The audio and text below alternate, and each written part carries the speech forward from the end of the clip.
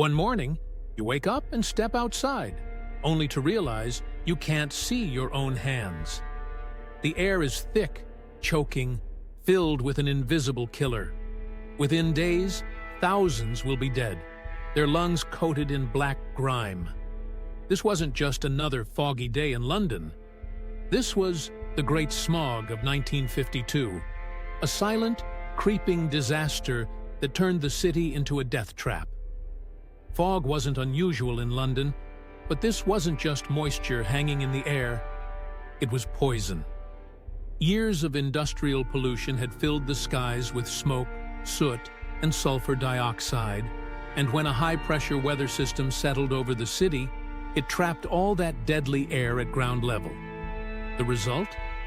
A toxic soup so dense that people couldn't see their own feet. Buses stopped running, trains were abandoned, and even ambulances couldn't navigate the streets. Those in need of urgent medical help were left to fend for themselves. But the real horror wasn't just the darkness. It was what the smog was doing to the people. At first, Londoners carried on as usual, used to their city's notorious fogs. But then, the coughing started.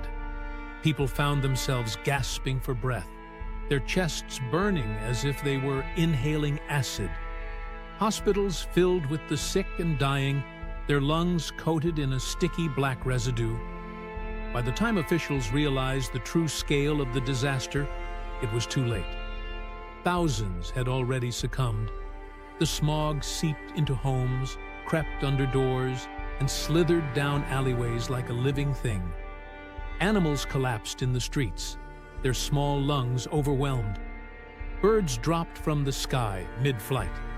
The city, once bustling, had turned into a ghost town where the air itself hunted its victims. When the smog finally lifted on December 9th, the nightmare was far from over. The official death toll stood at 4,000, but later, research suggested the number was much higher, closer to 12,000 lives lost due to respiratory failure, infections, and heart problems caused by the toxic air. Tens of thousands more suffered long-term health complications. The most chilling part? It could have been prevented. For years, scientists and environmentalists had warned about the deadly effects of burning cheap coal, but their cries were ignored. It took a catastrophe of this magnitude to force change. The Great Smog of 1952 became a turning point in environmental awareness. Laws were passed, restrictions on coal burning were tightened, and the way cities managed pollution changed forever.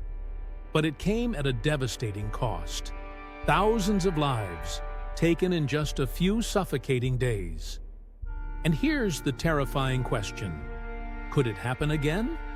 As cities grow and industrial pollution continues, are we just one unlucky weather event away from another silent catastrophe? What happens when history repeats itself, and we don't see the danger until we're already choking on it? London learned its lesson the hard way. Will we?